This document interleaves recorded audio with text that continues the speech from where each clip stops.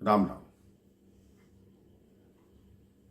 एक बार गौतम बुद्ध जी के पास राजा अजात शत्रु आए। उन्होंने गौतम बुद्ध जी के चरणों में प्रणाम किया और उदास होकर उनके चरणों में ही बैठ गए।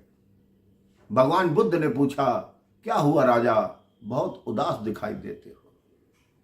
राजा ने कहा, हे प्रभु, जब से मैंने आपसे दीक्षा ली है, आपका शिष्य बन गया हूं, लोग मेरे से डरना बंद हो गए। पहले तो मैं बहुत क्रूर था, बहुत गुस्सा करता था, मुझे बहुत क्रोध आता था, लेकिन जब से मैं आपका शिष्य बना हूं, मुझे क्रोध आता नहीं, मैं किसी को कुछ कहता नहीं। मेरे शत्रु भी मुझ पर आक्रमण करने की सोच रहे हैं, लेकिन मेरे मन में उनके प्रति कोई क्रोध नहीं आता। अब आप बताएं, मेरे राज्य की प्रजा का जीवन भी संकट में पड़ गया है, मैं क्या करूं। भगवान बुद्ध ने कहा, इसके लिए मैं आपको एक छोटी सी कथा सुनाता हूं। किसी गांव में एक बहुत बड़ा बरगद का पेड़ था। उस पेड़ के नीचे एक विष वाला सर्प रहता था। वहां उसने अपनी बिल बना रखी थी। गांव के लोग आते, उस वृक्ष के नीचे बैठते, क्योंकि बड़ी ही घनी छायादार छाया थी उसकी। अब सांप को लगता कि ये तो मेरे पे संकट है, ये लोग मेरे को नुकसान पहुंचा सकते हैं, हानि पहुंचा सकते हैं। सांप ने बिल से निकलना शुरू किया। लोग डर के सांप से भागने लगे। कुछ दिनों में लोग वह धीरे धीरे आना कम हो गए।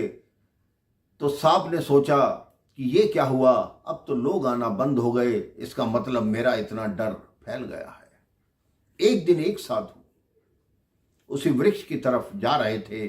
गांव वालों ने रोका कि हे साधु बाबा, उस पेड़ के नीचे मत जाओ, वहां एक विषैला नाग रहता है, उसने हमारे गांव के कई व्यक्तियों को डस लिया है, वो तुम्हें भी डस लेगा। साधु मुस्कुराए और उस वृक्ष के नीचे जाके उन्होंने जगह साफ की और बैठ गए। सांप ने जैसे ही हलचल सुनी, सांप उस साधु के सामने आकर फन फैलाकर बैठ गया। साधु ने कहा, हाँ भाई, क्या बात। सांप ने कहा, क्या तुम्हें मुझसे भय नहीं लग रहा। साधु ने कहा, मुझे किस बात का भय लगना।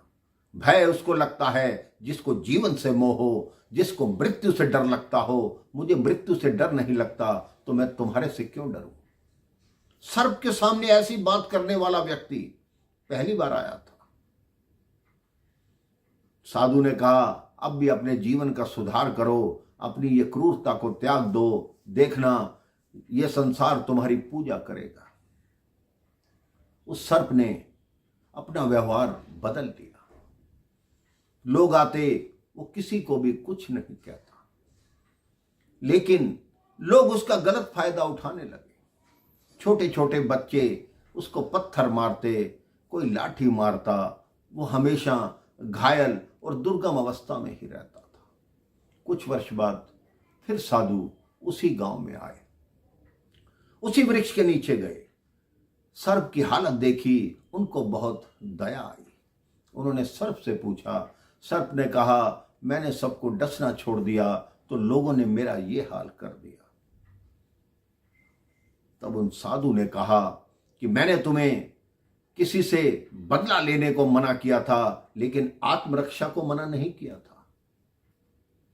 तुम अपनी आत्मरक्षा कर सकते हो, तुम पे कोई संकट आया हो उसको दूर कर सकते हो, लेकिन बिना मतलब के किसी से शत्रुता मत निभाओ, किसी को मत डसो।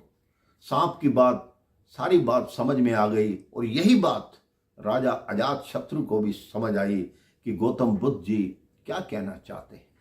गौतम बुद्ध जी ने कहा, तुम मन से साधु रहो, लेकिन ऊपर से राजा ही रहो। जब राजा रहोगे तभी तो अपनी प्रजा को नियंत्रित कर सकोगे, तुम्हारे शत्रु भी डरेंगे।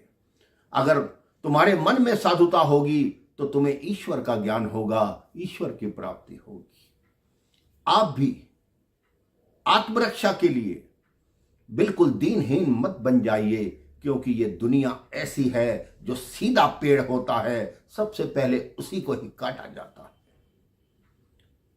सीधे रहिए, लेकिन सादे भी रहिए, अर्थात सीधे रहिए मन के अंदर और तेज रहिए दुनिया को दिखाने के लिए, क्योंकि ये दुनिया दिखावे की है और दिखावे की दुनिया में ही लोग जीते हैं। अपने आप को परिपक्व दिखाने के लिए आपको बार बार नीचा दिखाने की कोशिश करते हैं। अपने जीवन में भगवान का नाम लीजिए, मन में साधुता लाइए, लेकिन अपने व्यवहार को शुद्ध रखिए, अच्छा रखिए। राम राम, जय श्री राम।